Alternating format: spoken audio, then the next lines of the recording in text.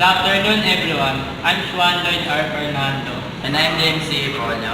from grade 12 Section 1 ICT. For now, we are here to assemble and disassemble a system unit and the parts and function of motherboard. For now, we are disassembling.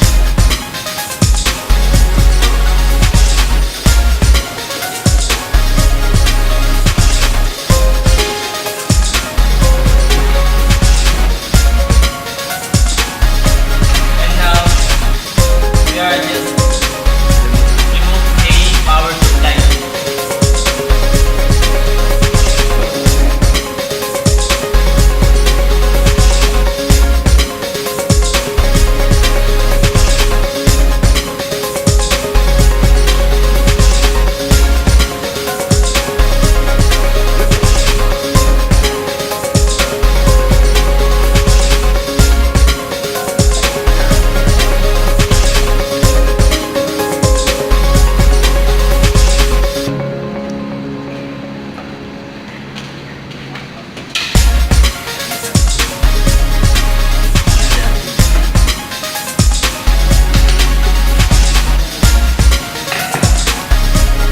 Tatanggalin natin yung mga nakakonect yung motherboard.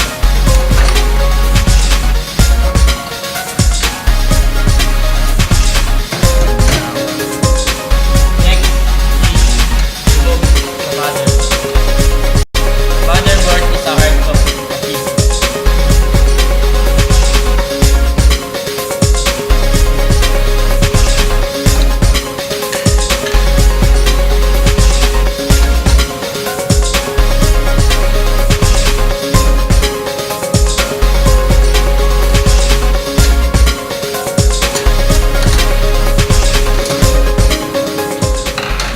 This is the parts of motherboard. SATA, Serial Advanced Technology Attachment for old hard disk drive. IDE or Integrated Drive Electronic for old hard drive disk. ATX 24 pins to supply power to motherboard. ATX 4 pins.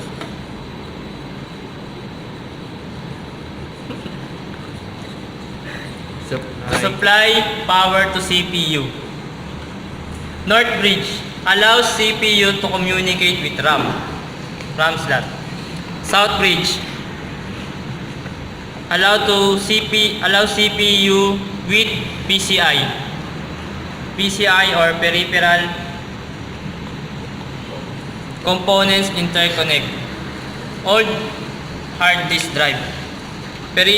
PCI Express or peripheral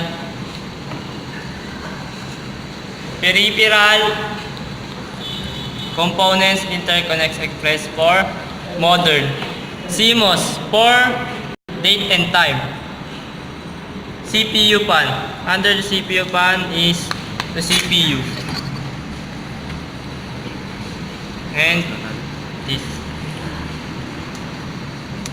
This is PS2, personal system.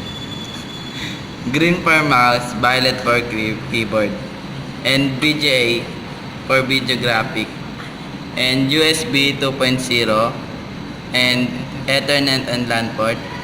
Audio port, blue for output, green for headset, red for mic.